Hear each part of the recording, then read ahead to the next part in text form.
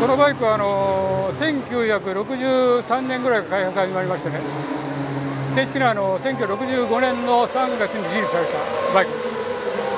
私は63年にブリヂストンの研究所に入社しまして、このバイクの開発に携わりました。でずっと携わったバイクをその1967年かな、全部この業界から、二輪業界からブリヂストンが撤退するというので、設計開発全部止まっちゃったんですよ。でその後バイクは67年で開発やまったんですけど、海外との出荷の契約があったんで、主にアメリカのロックフォードで69年まで作ってました。で全てが終わり。このバイクそのものが国内も非常に少ないし、ましてレースやってるというのはまだ私一人ですよね。他にはあまりありません、いません。このオートバイはですね、ブリヂストンで作ったBS90 というのが一番ヒットしましたね。いわゆる当時としては、ロータリーバルブエンジン、全部高性能だった。その高性能のエンジンをそのままうまく利用して2つくっつけて180倍にしたツインですね。通気筒の180のロータリーバルブエンジンで、5段ミッションですけど、4段のロータリーミッションと5段に切り替えると常時噛み合いというスポーツシストですね。こういう機構を備えていると。で180という排気量でありながら非常にハイパワーで250並みのいわゆる走行性能がある。しかし車体の方はどっちかというと小柄で軽くて、非常に180って中途半端な排気量だけど、当時の250に比べて全く遜色ないという、そういう性能でしたね。ただ国内の一つのカテゴリーとして125の次は250で、その中間にいろんな味ました。これ170と選びましたけど、市販バイクとしてはあまりヒットはしなかったです。これ他のメーカーも含めてね、125か250か、あるいはその下は50かという。でロータリーバルブエンジンってのはやっぱりちょっと気候が複雑なもんで、なかなかメンテナンス厄介っていう部分があります。だから販売店も例えばホンダとかヤマハとか隠したビッグなこういう販売店じゃなくて、割合洗車さんからなんとかアップしてそういった販売店が多かったので、こういった高性能エンジンをうまくメンテして維持管理するというのはなかなか難しい部分になりますね。ただいまだにこれノーマルでスタンダードでオリジナルのまま乗ってる方いらっしゃいますけどね、やはりもう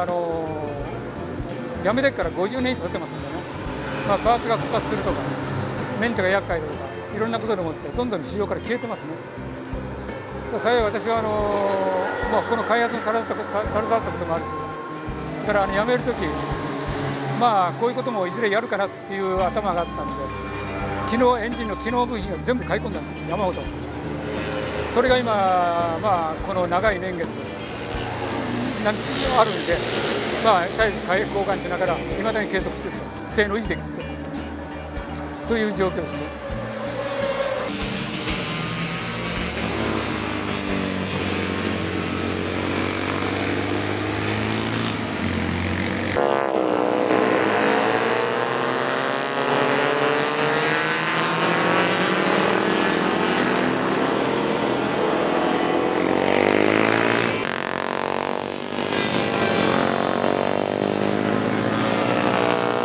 プログラム見ても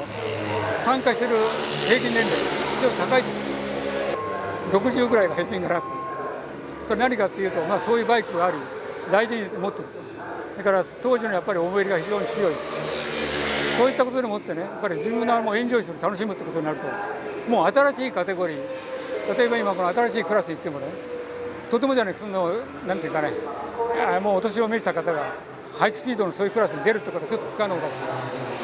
でこういった中に出てくっていうか、新しいバイク買わなきゃいけないんですけどね、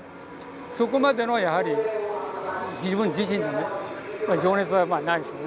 ただ古いバイクはもう自分がもうメンテしながら転がしてるんで、年齢マシンなりに、マシンと年齢合わせたなりに走れると。だから競争っていうよりね、もう自らのなんていうかな、その青春をエンジョイするような感じですね。私なんかそうです。今の速いバイク乗れるかってもうおっかしく乗れないですよ。目がついていかない。だからこれはそこそこの性能ですからね、なんとか乗れる。みんなそうじゃないですか。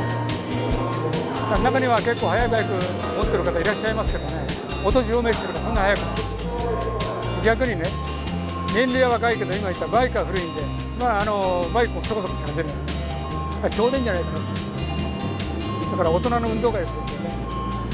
5分前倒しになっていますので、皆さんスタート前チェック早めにご集合をお願いいたしま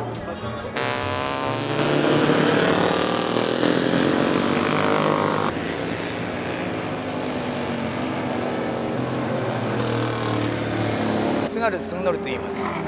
65歳です。美容師ですよ。こちらはマチルス G50 という62年ぐらいの GP レーサーですね。排気量は、500cc です。エンジン自体はもうレプリカのエンジンですけども、62年のスペックで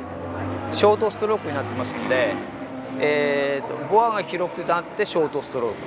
で 500cc 以内ということですね。ブレーキなんかはフォンタナの4リーディングで、マグネシウムでできてます。エンジンもマグネシウムですね。もうソラープレットですね。こんなに古い設計なのに、乗った時の五感に感じるそのフィーリングがものすごく気分が良くて、今の出来上がった現行のレーサーとそんなに遜色ない。もちろんスピードとかそういうのは違いますけども、乗った感じのフィーリングがやっぱり GP レーサーだなっていう感じしますよね。音だったりとかそういう感じがしますよね。これからタイムアタックで予選が始まります。いやもうつくばは1年ぶりなんで、とにかく転ばないようにマシン壊したくない。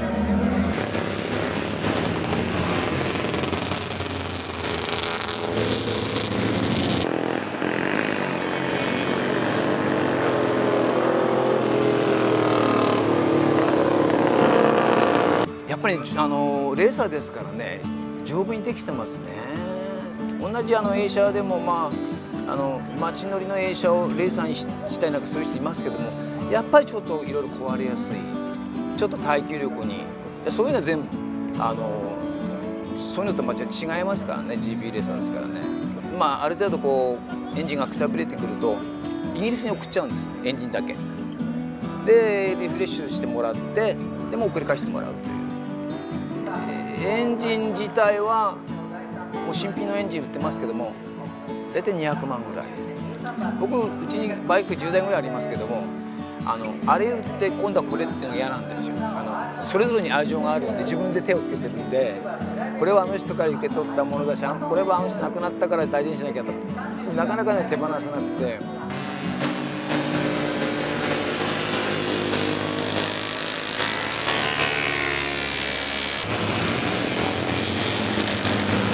今65ですけども、70以上までやりたいなと思ってますけども、はい。ブリヂストンの金井さんみたいな方どう思いますか？大好きですね、あの人ね。ブリヂストンだって一筋ですからね。金井さん今何歳でしたっけ？70ちょっと過ぎぐらいですかね。やっぱり一緒に走っててもフォームも綺麗ですし、ぜひああいうおじいちゃんになっていきたいですね。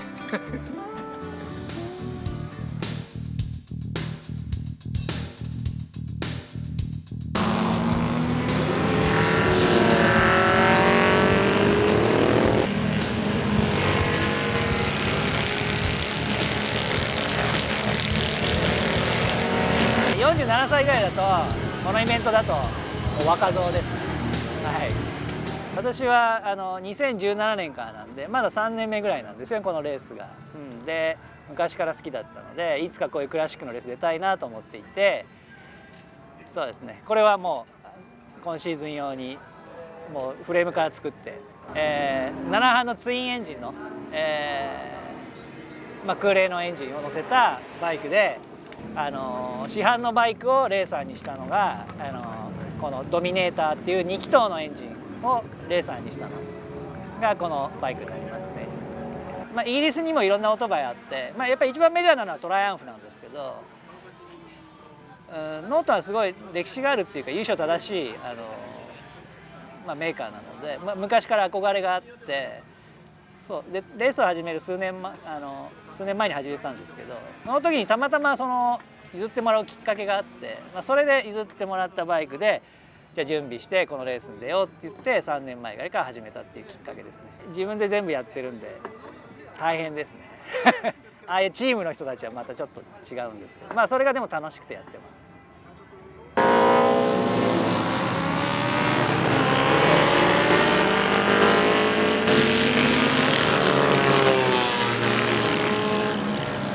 ヘビーウェイト A っていうのが67年までの、7班の、古い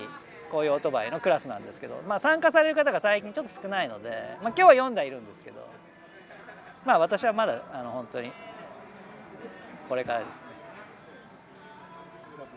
さっきも変えましたで失敗してああとかなるんですよね。そういうのを繰り返してます。ああいうモダンなバイクはもういじれないのでコンピューター制御とかになっちゃってるので、本当に原始的なバイクなんで本当にやりようがいっぱいあって楽しいですよ。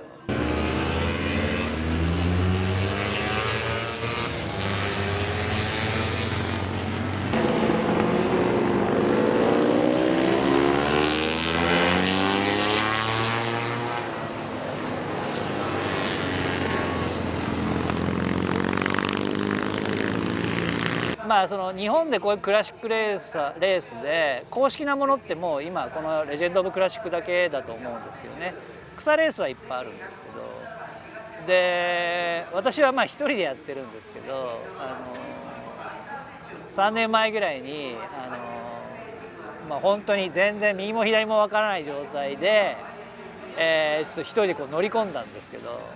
すごい緊張して乗り込んだら本当にバイクの好きな人いっぱいいて、みんな助けてくれてるんで素晴らしい人たちで、このイベントを続けようとか、盛り上げようっていう人たちがたくさんいて、そういう人の良さがすごくありますね。やっぱ敷居が高いんじゃないかなってちょっと思うじゃないですか。全然そんなことなくてみんなすごい、楽しもうみたいな感じがあって素晴らしいイベントです。本当にそういう純粋にピュアな気持ちで、楽しんでる人たちがたくさんいて、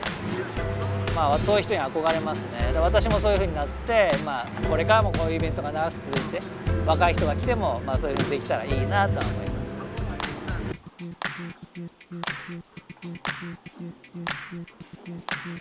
今から10年ちょっと前にもう厩舎レースがもうだんだん衰退してなくなっちゃったんですよ。年に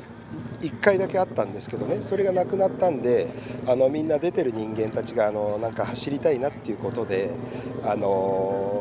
集ってきて、最初は菅生でねこの MCFAJ 全日本モーターサイクルクラブ連盟、そこで壮行会を1回やらせてもらって、菅生でその時には結構人間が集まって、でその後にそしたらレースこの MCFAJ のレースは年4回あるんで、そこに組み込ませてくれないかっていう話を持っていったらいいですよってことになって、それでずっと続いてます。だいたい人数的には60人70人、富士で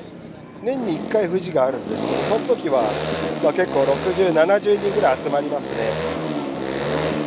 そんな感じの厩舎レース、やってます。雰囲気作りはまあ和気あいあいとして、まあ、集まってワイワイ喋ってたりするんでも楽しいぐらいな感じにしてるんですけども、まあ、そんな中に、割と車検というかカテゴリー、これをある程度厳しくライン引きしてるんですよ。で昔旧車レースがあった時はいろんなもう現代の部品を使ったりして結構ぐちゃぐちゃになっちゃったんですよね。でそうするとみんななんか面白くないやつってだんだん出なくなってきたんですよ。ということになって、そこはかなり厳しく線引きしてますんで、まあ、当時に忠実なバイクがもうほぼ 100%それでやってます。あともう少し若い人に興味を持ってもらって入ってほしいんですよね。だからそれが今後の課題です。40代あたりは中堅ですか、中堅クラス、まあ、50でもまあそのくらいかな、まあ、上は70代の方まで出てもらってますからね、まあその辺もみんなで楽しめるようなレースというふうにしていきたいと思ってます。